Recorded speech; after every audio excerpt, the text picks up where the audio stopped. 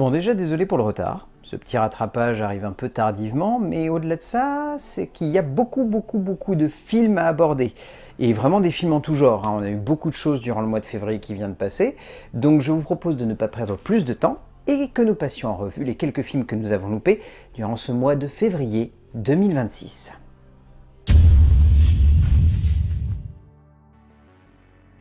Certaines histoires sonnent tout simplement comme très classiques. Que ce soit dans le fond ou la forme, il est évident que parfois on se retrouve face à des objets de cinéma qui sonnent ou ressemblent comme énormément de projets que l'on a déjà eu l'occasion de voir et devant lesquels on se dit simplement « Tiens, voilà une idée que j'ai déjà l'impression d'avoir vue il y a quelque temps ». Ainsi, le projet d'Ikari Rental Family sonne comme dans cette pure veine. Un moment de cinéma avec un concept accrocheur, mais une profondeur dramatique et émotionnelle que l'on a déjà l'impression d'avoir vu de nombreuses reprises sur grand écran, et qui fait que même si l'on a tout de même la sensation d'être emporté dans un moment de comédie et d'émotion qui se tient, on sait à peu près comment tout va se dérouler au cœur d'une aventure somme toute assez convenue, mais qui reste joliment emmenée par une belle galerie de protagonistes. Galerie sur laquelle l'auteur sait qu'il peut se reposer avec de très beaux noms du cinéma japonais, mais surtout avec à sa tête un Brendan Fraser particulièrement touchant et entraînant qui donne une jolie et salvatrice dose d'émotion à cette œuvre sans avoir besoin d'en faire trop. Une jolie comédie familiale, classique certes, mais assez juste finalement.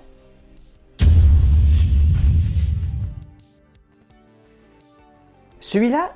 je l'attendais beaucoup à la base. Parce que la bande-annonce sonnait comme une belle promesse esthétique et une plongée intense dans la psychologie d'un personnage en plein questionnement face à la célébrité et son poids, mais après des retours américains catastrophiques et une sortie avortée dans nos salles, j'avais très peur. Et c'est comme cela que l'on plonge dans Goat ou Him dans sa version originale, un film qui se voudrait être une plongée cérébrale et particulièrement soignée dans la pensée de son héros, mais que Justin Tipping complexifie de façon hasardeuse et lourde, le temps d'un moment de cinéma qui peut sonner comme une jolie expérimentation graphique avec des effets de style et de manière qui sonnent comme assez originaux, mais qui viennent clairement tous du monde du clip, faisant que même si on se dit que c'est plutôt beau, finalement tout cela ne raconte quasiment rien sur notre héros et même pire, donne l'impression d'en faire trop pour pas grand chose finalement. Après, le casting est plutôt sympathique, même s'il faut reconnaître que Tyreek Rivers ne rend pas assez bien dans le rôle de ce héros torturé, et en ce sens, heureusement que Marlon Wayans est là pour en faire des caisses dans un rôle caricatural, mais que l'acteur s'éclate à emporter tout du long du métrage. C'est finalement un joli objet, mais qui raconte pas grand chose, on va pas se leurrer.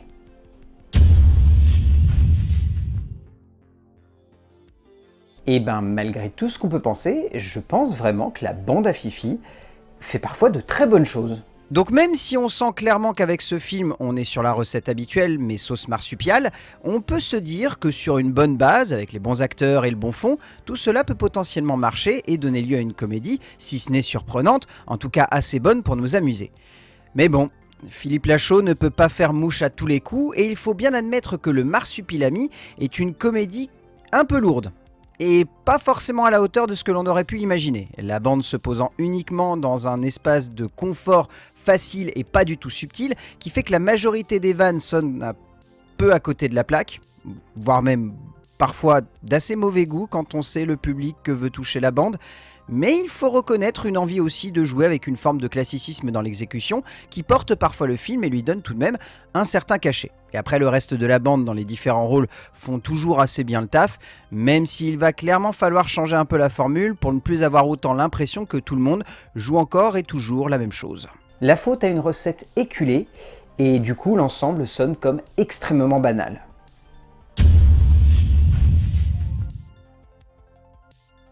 Encore un film qui n'a malheureusement pas eu le droit à une sortie dans les salles. Alors qu'on l'attendait début janvier chez nous, Disney a donc décidé que le nouveau long métrage de James L. Brooks n'aurait pas le droit au plaisir de la salle en France. Et c'est ainsi que l'on se retrouve avec ce projet sur le papier très intéressant, qui sort donc directement sur Disney+,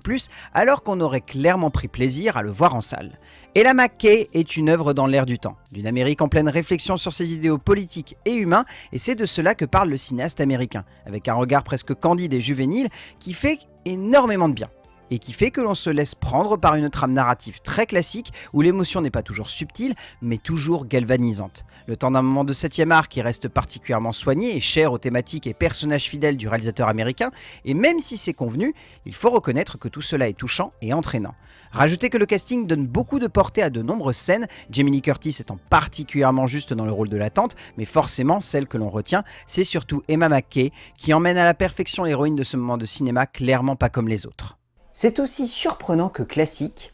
mais dans le meilleur sens du terme.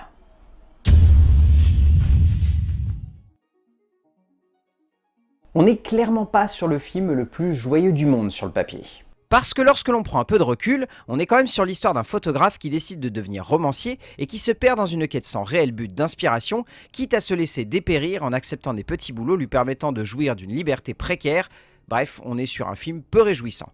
Mais il faut bien avouer qu'avec la base d'À pied d'œuvre, Valérie Donzelli livre un moment de cinéma doux et amer, qui fonctionne de façon très belle, le long métrage qui se pose devant nous étant très pragmatique et surtout logique dans sa manière d'aborder les artistes de notre temps à la recherche d'espaces de liberté créative dans une société qui avance très vite, le tout ponctué par une envie de traiter de la précarité avec une fatalité assez légère qui permet au propos de sonner comme actuel sans être fataliste, ce qui a le don de rendre le métrage émouvant mais également rayonnant. Ajoutons à cela que la réalisatrice et actrice peut se reposer sur le talent indéniable de son acteur principal, Bastien Bouillon, étant tout simplement exceptionnel du début à la fin d'un film, qu'il porte quasi entièrement sur ses épaules du début à la fin, avec une force et une forme tout simplement renversantes. Un film aussi beau qu'il est parfois terriblement bouleversant.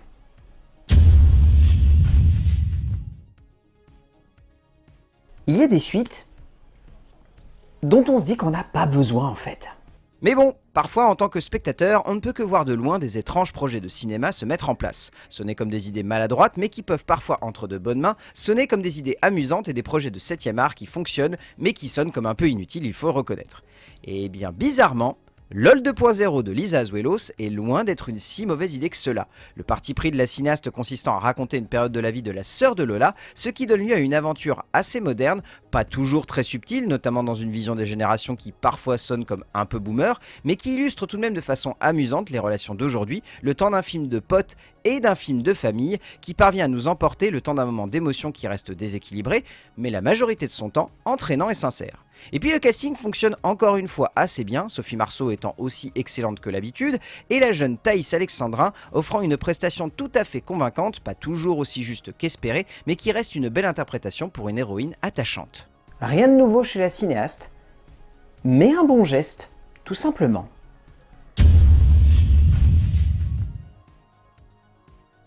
Les adaptations de bandes dessinées ne sont pas toujours une si belle promesse que cela.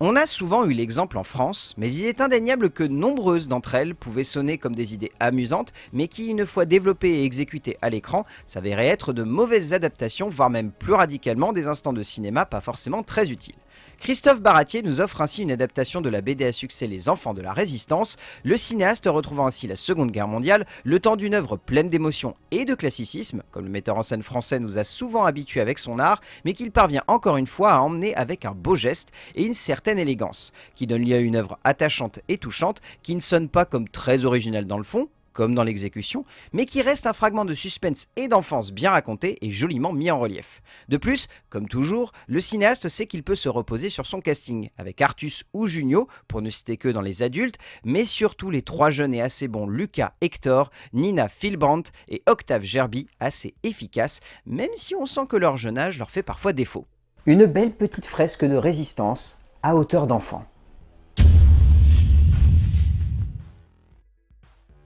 Certains concepts d'animation sonnent comme simples, certes, mais également comme assez intrigants. Pour le coup, on en a de plus en plus, et on sent que de plus en plus de studios sont intéressés par l'idée de construire des œuvres qui soient assez nouvelles et surprenantes, en tout cas sur le papier, pour donner envie aux spectateurs de voir jusqu'où un auteur peut réussir à emmener une idée étonnante vers un projet de cinéma qui soit tout simplement à la hauteur. Tyree Dillehay, avec l'aide d'Adam Rosette, nous offre avec Goat, Rêver plus haut, un bon film d'animation. Classique dans son fond comme dans sa forme, notamment dans la logique avec laquelle la narration et l'ensemble de la dramaturgie, extrêmement convenue pour le coup, résonnent comme un parfait exemple de la facilité que le genre peut amener, mais encore une fois, porté par un travail de la mise en scène et de l'épique qui donne lieu à une esthétique et un travail du graphisme qui porte tout de même extrêmement bien le métrage de bout en bout, et bien cela reste assez étonnant. en ajoutant à cela que le métrage se repose comme souvent dans le genre sur un casting vocal hyper efficace, avec notamment ici en tête l'excellente performance de Caleb McLaughlin, excellent dans le rôle de Will du début à la fin du métrage. Une aventure assez épique dans son genre,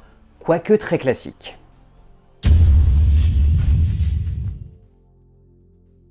L'idée semblait amusante,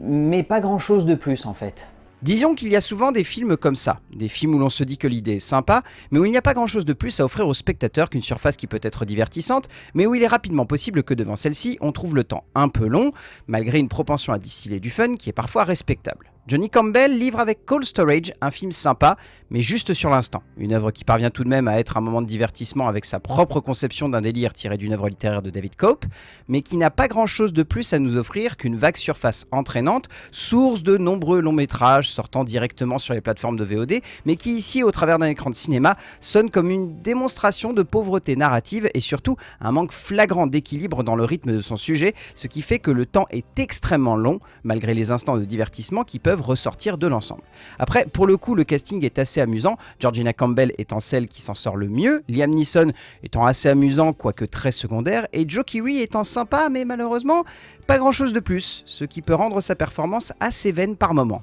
Un film qui s'oubliera malheureusement très très vite.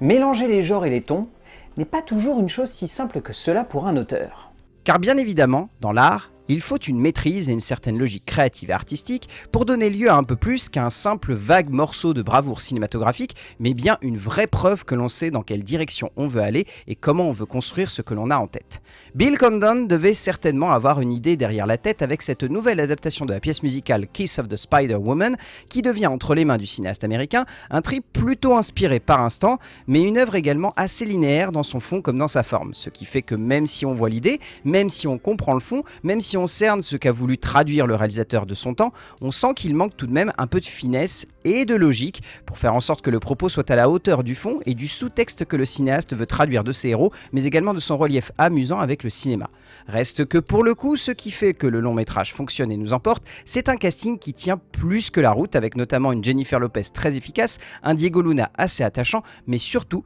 un Tony Atu particulièrement efficace en vrai héros de ce métrage. Une œuvre qui manque de justesse, mais qui nous emporte tout de même assez bien dans son mouvement.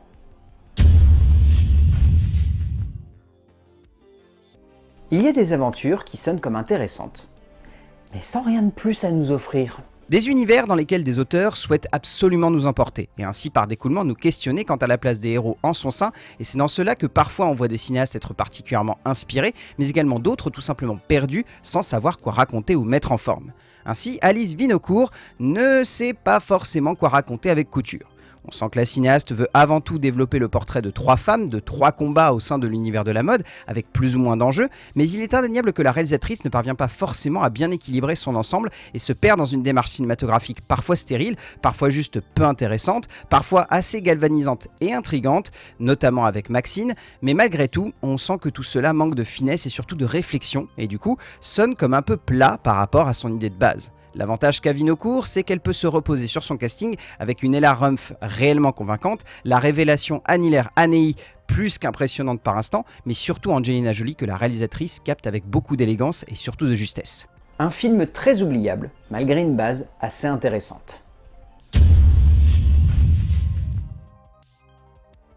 L'adaptation en live d'un animé n'est jamais une chose simple, et nombre d'auteurs peuvent vous le dire. Et ce ne sont pas les Japonais qui vont nous prouver le contraire, car dans le genre, ils ont souvent cherché à mettre en scène avec de vrais acteurs des idées qui en version d'animation sonnent comme divertissantes et belles, mais qui une fois construites avec de vraies performances, peuvent sonner comme bizarres ou maladroites, mais c'est ainsi que Yoshiyuki Okuyama nous livre 5 cm par seconde, adaptation de l'anime culte de Makoto Shinkai, le temps d'un film qui sonne comme très classique, que ce soit dans son fond comme dans sa forme, qui donne lieu à un métrage rempli d'émotions et de sensations, qui construit un portrait humain et romantique qui sonne comme émouvant et comme très touchant, mais qui sonne également comme très convenu, voire comme assez facile sur de nombreux points, donnant lieu à un ensemble qui reste fort durant quelques instants, mais également qui sonne comme assez vu et revu lors de nombreux événements. Mais il faut reconnaître que le film vaut tout de même le coup d'œil, notamment pour les deux performances centrales de Hokuto Matsumara et Matsuji Takahata, les deux acteurs portant à merveille une grande majorité du métrage sur leurs épaules par le biais de deux prestations évocatrices et terriblement émouvantes. Un joli film, assez classique, mais très justement emmené par son auteur. La vie n'est pas toujours très drôle,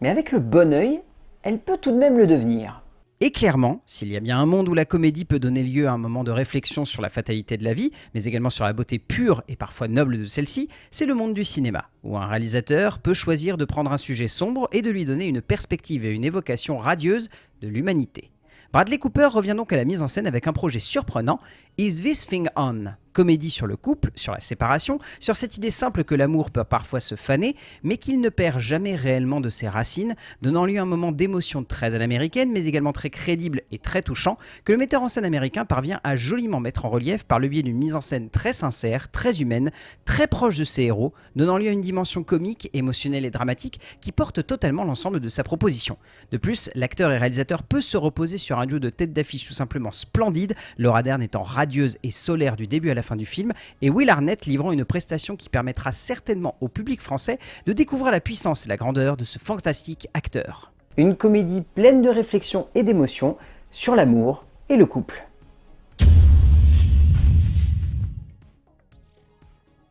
De plus en plus d'actionneurs sortent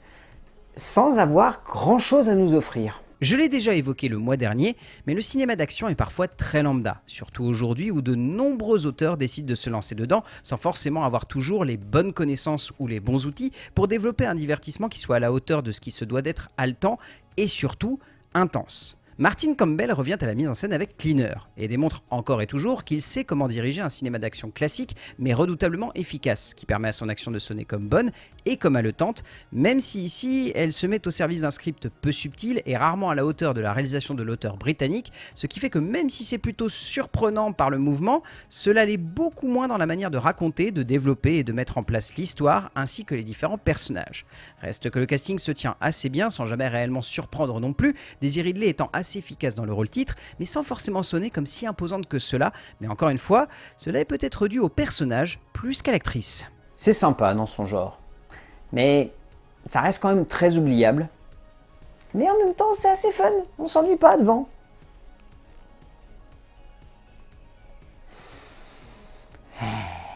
Et bien encore une fois, il y avait beaucoup de films, et vous l'avez vu, il y avait de tout, de la VOD, du film d'action, du film de cinéma grand public, de la comédie nulle, du film d'épouvante expérimentale, bref, on a encore eu beaucoup de choses à se mettre sous la dent ce mois-ci. Encore une fois, bravo à vous si vous êtes resté jusqu'à la fin de cette vidéo. Je pense que le mois de mars sera beaucoup plus léger dans son genre, en tout cas c'est ce qu'il semble nous promettre, mais d'ici là, n'oubliez pas ce que je dis à chaque fois, ce n'est pas parce que l'on ne parle pas de ces films qu'ils sont forcément mauvais.